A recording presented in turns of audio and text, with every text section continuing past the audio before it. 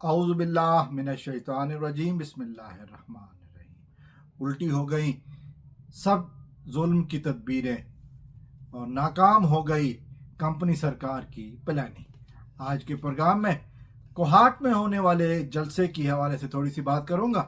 اگر آپ نے ابھی تک میرا چینل سبسکرائب نہیں کیا، آپ سے التماس ہے کہ میرا چینل سبسکرائب کر لیں، اور اگر آپ فیس بک پر دیکھ رہے ہیں تو میرے پیج کو لائک کر لیں۔ تو میں بات کر رہا تھا کوہاٹ میں ہونے والے جلسے کی۔ جس طرح ہم نے دیکھا کہ پچھلے کچھ دنوں میں شیر افضل مروت صاحب نے کے پی کے میں پاکستان تحریک انصاف میں ایک نئی روح پھونکی ہے۔ مختلف جگہوں پر جلسے کر کے انہوں نے بتا دیا کہ پاکستان کی عوام عمران خان کے ساتھ ہے، پاکستان کی عوام عمران خان کے ساتھ ہے، پی ٹی آئی کے ساتھ ہے، اور وہ ٹوٹی نہیں ہے۔ آج کوہاٹ میں جلسہ تھا، کل بنیر میں جلسہ تھا۔ تو بنیر میں جلسے سے پہلے انتظامیہ نے یہ کیا کہ وہاں سے گزرنے والی مین شاہراہ میں بہت بڑا شگاف ڈال دیا، یعنی کہ سڑک کو کھود دیا، قومی شاہراہ کو کھود دیا تاکہ لوگ جلسہ گاہ تک نہ پہنچیں۔ اور یہ بھی جو ویڈیو سامنے آئی اس میں یہی دکھایا گیا کہ جی کئی فٹ گہرا شگاف ڈالا گیا، لیکن ہوا کیا؟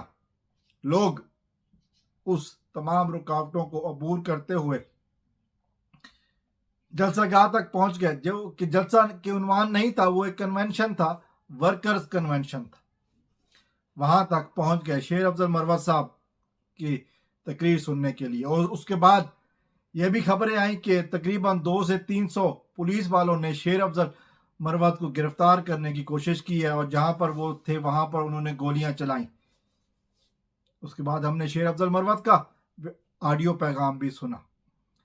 شیر افضل مروت صاحب وہاں سے بچ کر محفوظ جگہ پر منتقل ہو گئے، اور آج کوہاٹ میں جلسہ تھا، کوہاٹ میں وہی ورکرز کنونشن تھا۔